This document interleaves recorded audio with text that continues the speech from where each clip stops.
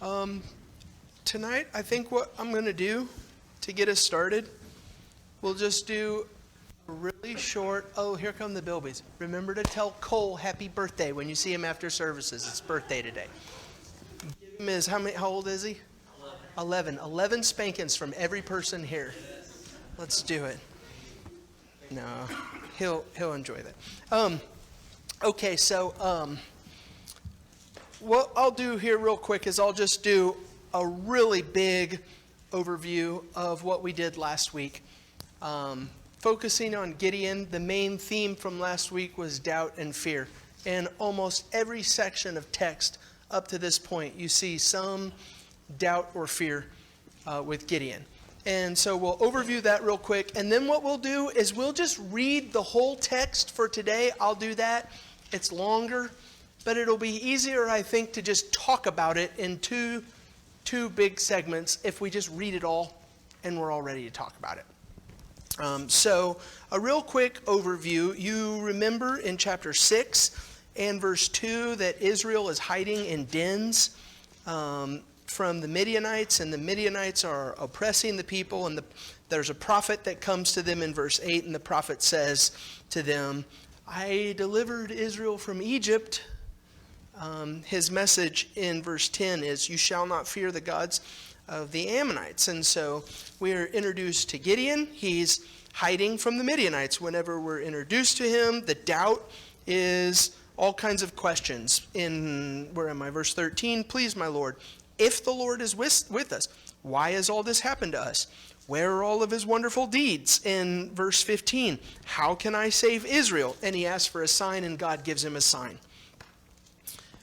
God's angel says to Gideon in verse 23, don't be afraid. Don't fear. You will not die. He cuts down his father's altar, but he does it at night. In verse 27, it says because he's too afraid. He tests God. That's the word that's used with the fleece. He says, okay, God, I'll do this thing, but if you want me to do this thing, please just show me extra again. And so there's the fleece thing, and then he says, okay, thanks for showing me. Can you just show me one more time? This is the third time he's questioned God. It shows him again. He says that he's testing God when he does it. All of the soldiers come up, and they're afraid. They come to the spring of trembling. And God finally says to Gideon, if you're afraid, go down to the camp and listen. And he hears, and finally they go. And that brings us up to where we left off last time. Gideon and his 300 troops getting ready to go fight the Midianites. Anything you want to say about last class with the theme of fear and doubt? Okay, let's read. I'm going to start reading let's just start in chapter 6 and verse 15. And we're going to read all the way down through the end of chapter 8. I hate this. I don't like doing this. I like to read slow because that's how I process. I'm going to probably just try and read fast so we can get the text out. As soon as Gideon heard the telling of the dream and its interpretation, he worshipped. And he returned to the camp of Israel and said, arise, for the Lord has given the host of Midian into your hand. And he divided the 300 men into 3 companies and put trumpets into the hands of all of them and empty jars with torches inside the jars. And he said to them, look at me and do likewise. When I come to the outskirts of the camp, do as I do. When I blow the trumpet, I and all who are with me, then blow the trumpets also on every side of all the camp and shout for the Lord and for Gideon. So Gideon and the 100 men who were with him came to the outskirts of the camp at the beginning of the middle watch, when they had just set the watch, and they blew the trumpets and smashed the jars that were in their hands, and the 3 companies blew the trumpets and broke the jars. They held in their left hand the torches, and in their right hands the trumpets to blow, and they cried out, a sword for the Lord and for Gideon. Every man stood in his place around the camp, and all the army ran. They cried out and fled. When they blew the 300 trumpets, the Lord set every man's sword against his comrade and against all the army. Do you think it's an accident that the translators talk about the enemy with the word comrade? I tend to think maybe they're not doing that accidentally. Sorry, I shouldn't interrupt the reading like that. Just popped into my head. 22, let's see, where are we? Let's do 22. When they blew the 300 trumpets, the Lord set every man's sword against his comrade and against all the army. And the army fled as far as Beth Shittah toward Zerah, as far as the border of Abel Meholah by Tabbath. And the men of Israel were called out from Naphtali and from Asher and from Manasseh, and they pursued after Midian. Gideon sent messengers throughout all the hill country of Ephraim, saying, "Come down against the Midianites and capture the waters against them as far as Beth Barah and also the Jordan." So all the men of Ephraim were called out, and they captured the waters as far as Beth Barah and also the Jordan. And they captured the two princes of Midian, Oreb and Zeb, and killed Oreb by the rock of Oreb, and Zeb they killed at the winepress of Zeb. And they pursued Midian, and they brought back the heads of Oreb and Zeb to Gideon across the Jordan. Then the men of Ephraim said to him, "What is this that you have done to us, not to call us out when you went to fight against Midian?" And they accused him fiercely, and he said to them, "What have I done now in comparison with you? Is not the gleaning of the grapes of Ephraim better than the grape harvest of Abiezer? God has given into your hand the princes of Midian, Oreb. What have I been able to do in comparison with you?" Then their anger against him subsided when he said this. And Gideon came to the Jordan and crossed over, he and the 300 men who were with him, exhausted yet pursuing. So he said to the men of Succoth, "Please give loaves of bread to the people who follow me, for they are exhausted, and I am pursuing after Zebah and Zalmunna, the kings of Midian." And the officials of Succoth said, "Are the hands of Zebah and Zalmunna already in your hand, that we should give bread to your army?" So Gideon said, "Well then, when the Lord has given Zebah and Zalmunna into my hand, I will flail your flesh with the thorns of the wilderness and with briars." And from there he went up to Penuel and spoke to them in the same way. And the men of Penuel answered him as the men of Succoth and said, as the men of Succoth had answered. And he said to the men of Penuel, "When I come again in peace, I will break down this tower." Now Zebah and Zalmunna were in Karkor with their army, about 15,000 men, all who were left of the army of the people of the east. For there had fallen 120,000 men who drew the sword.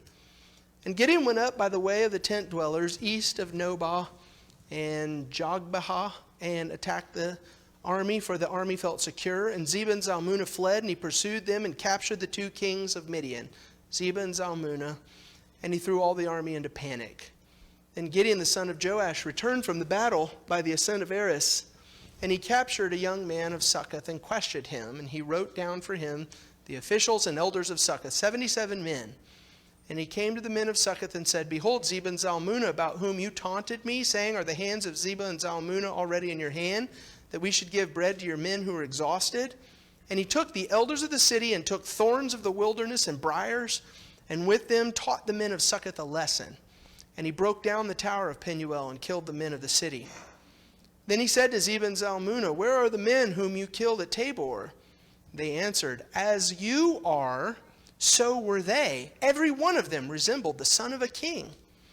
And he said, 'They were my brothers, the sons of my mother. As the Lord lives, if you had saved them alive, I would not kill you.'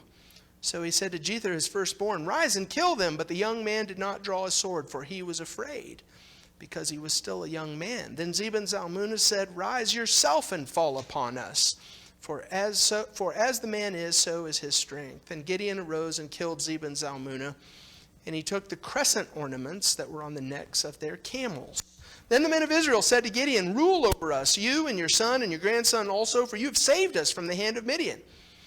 Gideon said to them, 'I will not rule over you, and my son will not rule over you. The Lord will rule over you.' And Gideon said to them, 'Let me make a request of you. Every one of you give me the earrings from his spoil.' For they had gold earrings, because they were Ishmaelites.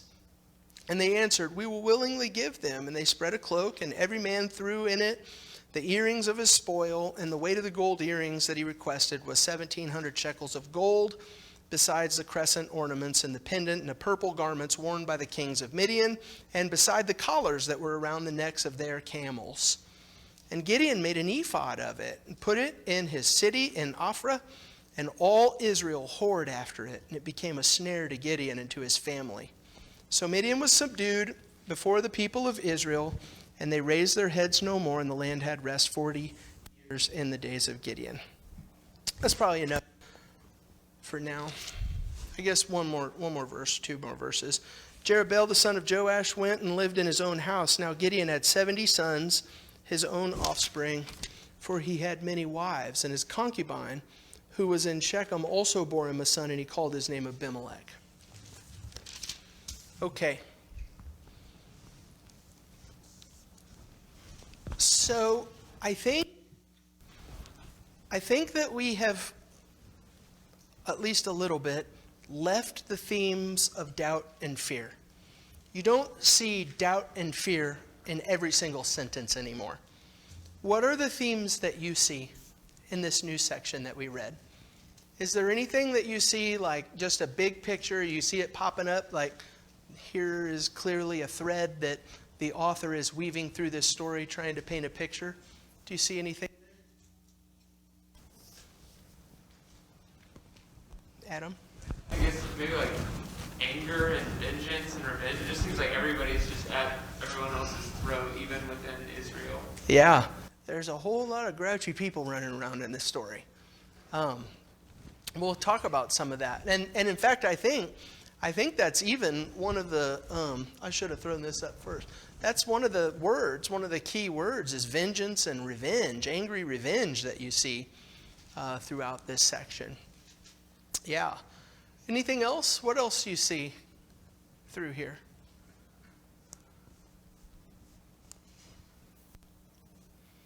How about this one? Let's start. I threw this up here because last time what we did was we did Gideon that kind of goes with the first half of the book. We're going to do Gideon over here, which kind of goes with the second half of the book. And we have come across the top of the hill and we're headed down now. So don't look for a whole lot of good in what we're about to read.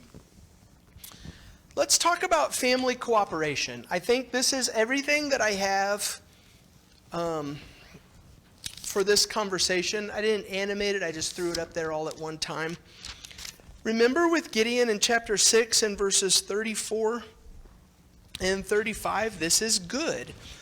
The Spirit of the Lord clothed Gideon. He sounded a trumpet, and the Abiezrites were called out to follow him. And he sent messengers throughout all Manasseh, and they too were called out to follow him. And he sent messengers to Asher and Zebulun and Naphtali, and they went up to meet him. Lots of people are participating in this. This is good. We want to see this among God's people. In chapter 7 and verse 23, the men of Israel were called out from Naphtali and from Asher and from Manasseh, and they pursued after Midian, and they did. They worked together. It was good. But then in chapter 8 and verse 1, we've got a hiccup. And I don't remember what I put on the board up there. Yeah. I don't know what to call this other than uh-oh. Chapter 8 and verse 1. Notice that Gideon did not call, at least they're not listed, he didn't call Ephraim. Ephraim's not listed in the group of people who got called out to participate in this fight. And so Ephraim took offense in verse 1. The men of Ephraim said to him, "What is this that you have done to us, not to call us when you went to fight against Midian?" And they accused him fiercely. So we've got a moment here. Every enemy in the book up to this point has been an external enemy. And the only real uh-oh moment up to this point was in chapter 5 in the Song of Deborah, when Deborah accused some of the tribes of Israel of not coming out to fight. He said, Reuben sat searching their hearts whether or not they would come and fight. But now what we have is the start of a bad trend with tension between the people of God. It's not external, it's internal. And Ephraim is upset, and they say, why don't you call us? And they accused him fiercely. I don't know how bad this was. Doesn't seem like it's probably that big of a deal, maybe just a disagreement. But it's a moment of uh-oh in the book. And we're going to see a whole lot more than uh-oh in the book as we move forward. Somebody tell me how Gideon fixed this problem.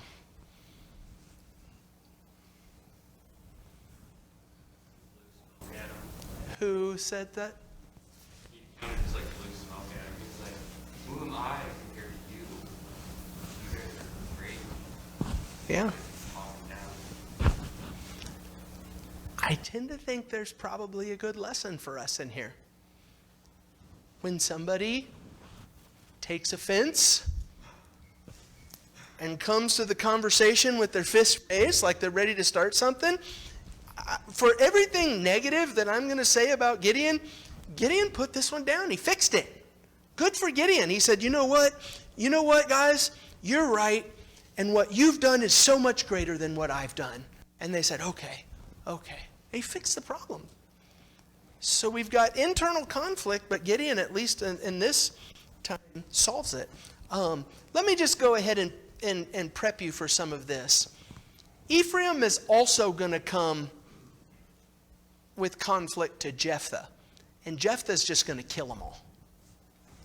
So this is the start. This is the start of something that we're going to see get worse in the book. But Ephraim fixes it here. We're not to bad territory just yet. Okay. People came out to fight together. We have an uh-oh moment, but Gideon fixes it with family cooperation. Starting in verse 4, 8 and verse 4. Gideon and his men are tired. They've been fighting. And they come to the city of Succoth, and they say, give us some food to eat. Succoth is a Jewish city. What's their response? And even more than what is their response, why is their response? The men of Succoth.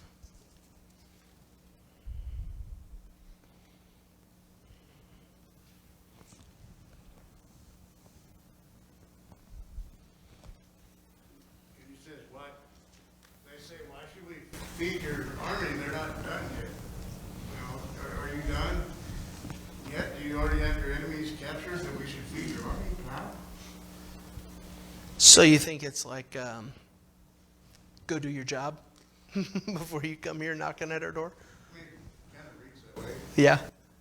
I take it a little bit different. In verse 6, the officials of Succoth said, are the hands of Zebah and Zalmunna already in your hand that we should give bread to your army? What's another way? I mean, maybe. I mean, part of that is true, certainly. They're essentially saying, come back when you've killed Zebah and Zalmunna, right? But what's maybe under the surface of that? Yeah, I kind of wonder if, like, are they going to come back on us if we do give you something? Yeah. Yeah, they're afraid. I mean, that's kind of the same theme that we've seen up to this point, right? It's if we help Gideon and these 300 men and they lose, what are Zebah and Zalmunna going to do to us when they come back? And I think it's a good assumption here to keep the fear and doubt theme rolling, where here is a group of people in a Jewish city who are afraid, and because of their fear, they don't help Gideon. Adam, did you have one? This may just be a sidebar, but it made me remember that we meet Gideon like hiding his wheat, and it says that the Midianites would come in like locusts, and so like probably some loaves of bread are very precious right now. And it sort of to me was giving a picture of like everyone's out for themselves, like there's not enough to go around. They say, give us food, and they're like, no, we're not going to. Yeah. It's just kind of like very closed off instead of the communal spirit that Israel was supposed to have. Yeah. Yeah, so look at Gideon's response. Well then, I can hear the tone in his voice when he says that. I'm in verse 7. When the Lord has given Zebah and Zalmunna into my hand, I will flail your flesh with the thorns of the wilderness and with briars. What do you think about that? Should they have helped Gideon? That's an easy one. Yes, they should have helped Gideon. But they didn't, because they were afraid. I assume because they were afraid, or maybe Adam's thing. They weren't ready to participate because the bread is precious at this time. But what do you think about Gideon's response? Yeah, Ryan? It seems like they're so afraid to give up these material possessions, but whenever the Lord makes his people victorious, they're given overflowing abundance. And so, as if to say, well, you're not going to give me this food temporarily now, knowing that I'm going to liberate you from this oppressor, and we're going to be even more prosperous. Yeah. Yeah, so you think the main problem here is on Succoth and their stinginess or fear stinginess because of their fear. Jonathan, you gotta shout for me. Well, I just think of the way I've seen two types of leadership. Like there's the leader who, when there's a complaint raised, will try to fix the problem, and then there's a leader who will always insist on their way and say that whatever complaint it is dumb. And that seems sort of the route Gideon's taking. He's just like, okay, you're not going to share with me, I'm just going to grind you down. Yeah. Instead of saying, okay, how can we work this out? We do need food. Yeah. So let me ask you a question, Chet.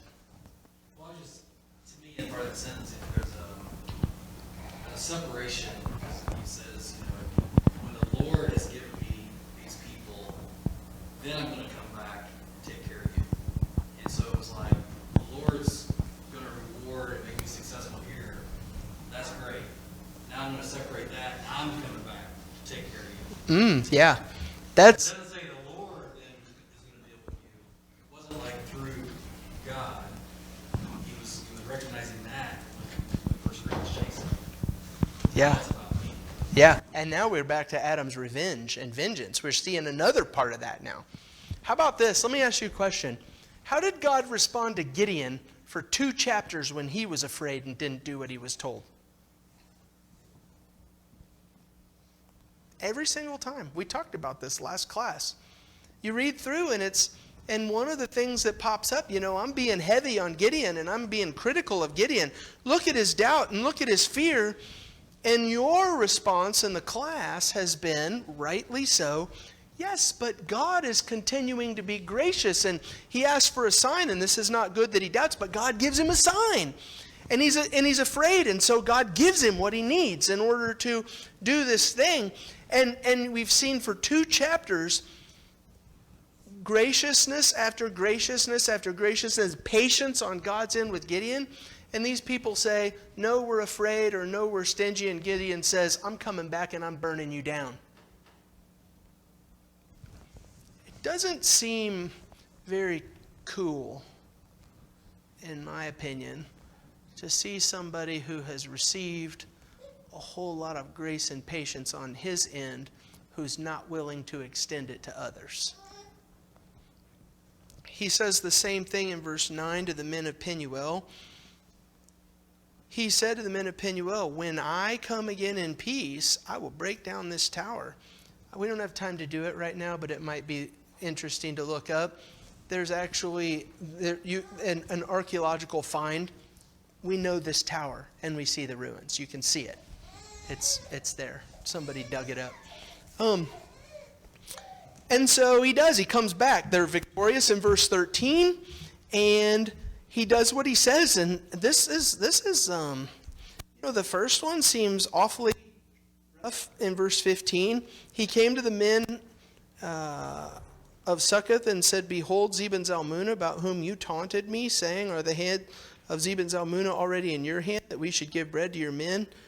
And he took the elders of the city and took thorns of the wilderness and briars, and taught the men of Succoth a lesson.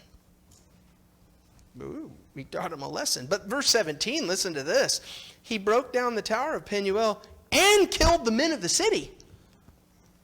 This is not teaching a lesson. This is outright civil war violence.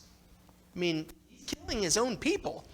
Remember who the enemy is? The enemy is the people of the land. Gideon is killing his people because they didn't help him when he asked for help. I don't have all the answers here, but what do you think? I mean, I'm ready to move on at this point. But last thoughts about this theme of family cooperation. We see, I think, several different examples of revenge. We see Gideon he's able to calm down the Ephraimites. I would really have loved to have seen him make it work with the people of this city instead of teaching them a lesson and killing all the men of the city. What do you think, Sarah? I keep thinking about a couple things that in Hebrews 11, Gideon is like one of the men of faith that we are told to look to. And then even throughout all the times that he asked God for signs, he's never like rebuked. And even for this, when it goes back to a summary of his life, I know like kings that shed innocent blood, God, rebukes the Lord, and it doesn't say that about him. He seems to speak good to him, and at the end of his life, he had a snare of the Oprah, the ephod that he put in Oprah. And I think, I'm not sure what to make of that, but I'm not sure why Succoth and Pendle shouldn't have gotten that second chance to, like Gideon did. I don't know if they were supposed to look to what Gideon has accomplished already with the other men and know that God is with them. But I don't know. Sometimes I feel like in my eyes I see something that is done and I'm like, well, that's wrong. But then it's right in God's eyes. And I don't understand it. But so I don't know. But I don't see God rebuking Gideon like he does with other people in other ways. And then in the New Testament, he's told to be a man of faith that we are to look to as an example. So I'm trying to interpret it as through that lens. Yeah. From what is given. Yeah. And Sarah, you bring up something that has been brought up a couple times before. I don't think anybody's said it in class. I've got lots of text messages about it, and I think it's been on the Facebook feed a couple times, the Hebrews 11 thing, real quick. I'm in Hebrews 11, and in verse 32, what more shall I say, for time will fail me to tell of Gideon, Barak. It was pretty hard on Barak. He's listed right there. Samson, I'm going to be on Samson. And Jephthah, who's next in the list. How do we mesh these guys being listed in Hebrews 11 with painting a negative picture of them through the book of Judges? And I don't think that I have all the answers with that, but one thing that I do point to is verse 29 in Hebrews 11, where it says, by faith the people crossed the Red Sea as on dry land, but the Egyptians, when they attempted to do the same, were drowned. The Exodus generation is listed in Hebrews 11. Are they a group of people that we would generally think to look to as models of faith? and who we want to be like and raise our kids to be like, that Exodus generation. I mean, earlier in Hebrews 3 and 4, the Hebrew writer said they all died in the wilderness because they were no good. They questioned God and they died in the wilderness. And so the way that I work through Hebrews 11 is to look at some of these people and say, some of them did some praiseworthy, noteworthy thing to demonstrate their faith. That does not, I think, undo the narrative approach of Judges, where we're saying, here is a picture of a downward spiral and things are getting worse and worse and worse. Gideon's done some good stuff. He went and fought against the Midianites. That was good. He did what he's supposed to. With 300 people, he did what he's supposed to do. That's good. I don't take that away from him. But I don't think that Judges is saying that Gideon is somebody worth imitating generally in his life. Anyway, that's the way that I would handle the Hebrews 11 thing. I'll give you the last word, or anybody else the last word on that, because I know good and well that you could say, yeah, but, and I would say, yeah, but too, and I don't have all the answers on that, but I'm just trying to study Judges for what Judges is, and then we can deal with, it's not just in 1 Samuel. There's also praiseworthy stuff about some of these guys that I'm rough on. Let's do over here, and then we'll come back over here.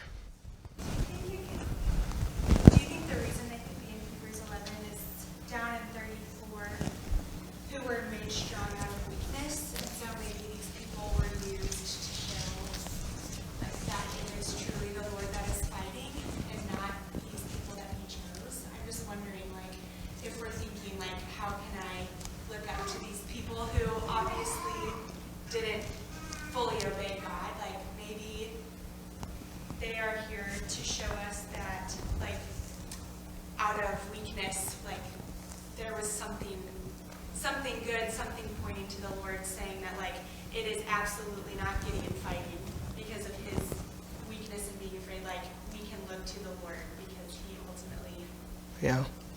no. I mean, yeah, God is definitely the hero of the story, not Gideon. But Gideon did a faithful and noteworthy thing. And we can look at that and say, I need to do that too, without saying that I should kill all of my enemies who refuse to help me when I need help. Probably let's not model ourselves after that one. I was just thinking, maybe it's been a few months, but I listened to a really good sermon, and it was titled something about finishing. And I think the idea is you can start something well, but the way you remember it is how you finish it. And I think the Bible pushes that idea a lot. A lot of the writers, the narrative in the Old Testament is, as it is said in Hebrews 11, look what these people did through faith, but they didn't finish. They didn't finish like they started. And just listening to you read through his life, he started off weak and became strong, thanks to God. But he finished and failed by succumbing to pride and succumbing to which happens to all of us the minute we do take big steps in our faith and God is with us and helps us. We start to look back and think, I can do this. And we forget who we were. We can't do anything on our own. And we forget, just like the disciples forgot that Jesus was the one that was able to cast out demons, and all of a sudden they've got a problem on their hands. They can't get this demon to come out. It's really simple, and you can see they've forgotten where it came from. And I think of that with him, especially at the end of his life. It's so sad to think. And how many things did that happen to? How many people? Because he was he did great things. Yeah, he did. Yeah, a great thing at least. Great thing. Let's not take it away from him. Sarah, I'm grateful that you say it. And really, this would be, we would I think this conversation, just a conversation, would deserve a whole class.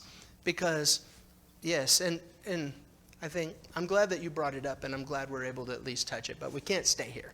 I'm sorry about that. Because there's one more thing that we have to look at. To Mike's point, with Gideon's finish. I think that I saw, yeah, Michael, you can have the last word on this one. Part of me, like, reading it and kind of following the flow. I can't hear you. Just reading it and kind of following the flow of it makes me kind of think maybe it's not so much of revenge, but maybe, you know, God finally got Gideon to go and to do things, and Gideon, it seems like Gideon kind of takes off with it. You know, he gets rid of the Midianites, he drives them out, he fixes the problem with Ephraim. You know, we're talking about family cooperation. You know, he settles that problem, and then he goes back to people like, you were our family, you refused to help us. This is your lesson that you're being taught. We work together. So now I'm going to kill you all. I mean, if there's a family, you gotta get in. Yeah, I mean, maybe some people just have a harder time learning the lesson. So it seems like Yeah. fix the problem that needs to be fixed. Yeah. It might be kind of hard, but you know, are they better off having a family that works together versus people who fight against them? You know, you can just starve. Well, Yeah. you don't need to be part of our family then if you're not going to be. I'm glad. Or- I am glad for this conversation. Like, I am glad for the give and the take and the yeah buts and the what abouts, and that's good stuff. Let me push it forward just a little bit here with one more thing that we'll talk about in this class with Gideon. I put the title of the class King Gideon. One time, my kids went to vacation Bible school at another congregation in another city, and they came home, and the take-home toy from Vacation Bible School was a little trumpet, a little cheerleader trumpet, and they had words on the side that said, "For the Lord and for Gideon." That's what they shouted in verse 18. When I blow the trumpet, I who are all with me blow the trumpets. Also on every side of the camp, they shout, "For the Lord and for Gideon." And they say the same thing in verse 20. "A sword for the Lord and for Gideon."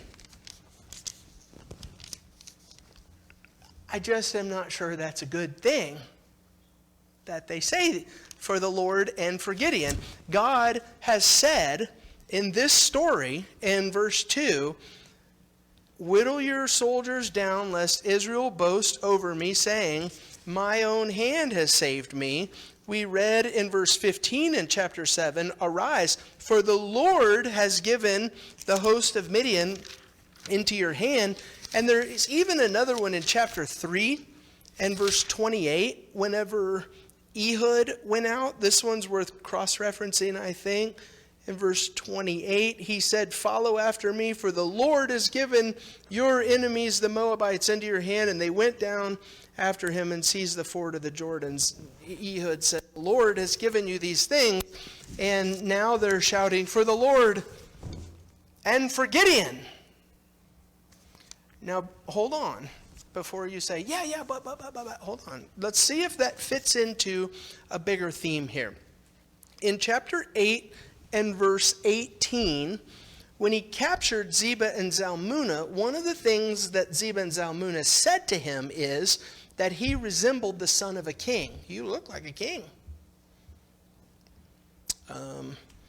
And then in verse 22, the men of Israel said to Gideon, "Rule over us, your son and your grandson. You've saved us." And Gideon said, "I will not rule over you, and my son will not rule over you. The Lord will rule over you." Gideon says, "No, this is not right. I can't be king."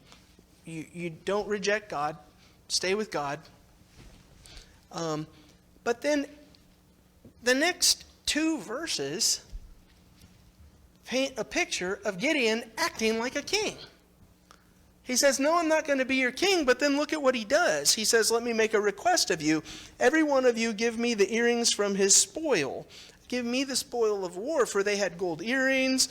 They were Ishmaelites, and they answered, "We will willingly give them." And they spread a cloak, and every man threw in the earring and the spoil.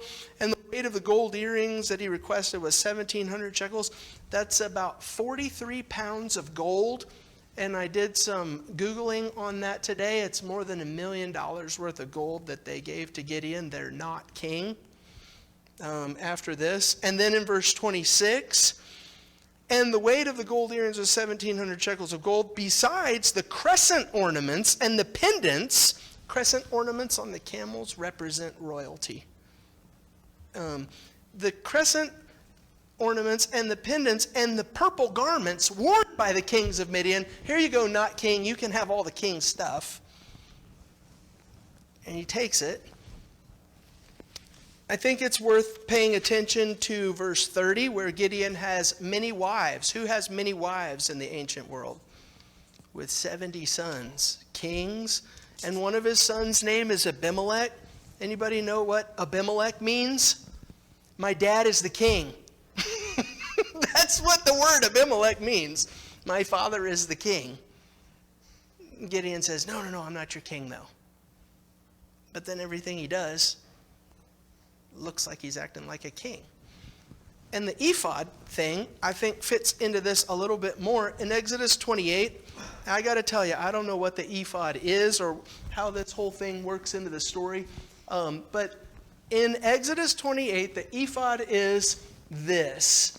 It's the apron. You describe priestly garments, and the ephod is the apron with all of the different royal colors and all of the different stones of Israel, and it holds the Urim and the Thummim. This is a way of determining God's will. And there's one of these in all Israel, and there's one person who wears it, the high priest. But Gideon, who is from Manasseh, says, I'm going to make one of those. And I think the implication is it's a power play. If you want to go where the ephod is and you want to worship God, you're going to come to me. In which case, Gideon has done exactly what his dad did in the earlier part of the book.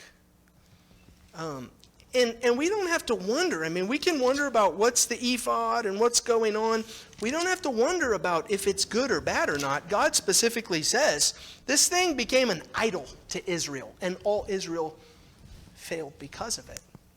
And that's the end of Gideon's story. The family cooperation seems like it's crumbling. At least there's cracks in the Gideon story. And the book of Judges, when we get to 17, 18, and then the last verse of 21 is, all Israel did what was right in their own eyes, for there was no king in Israel.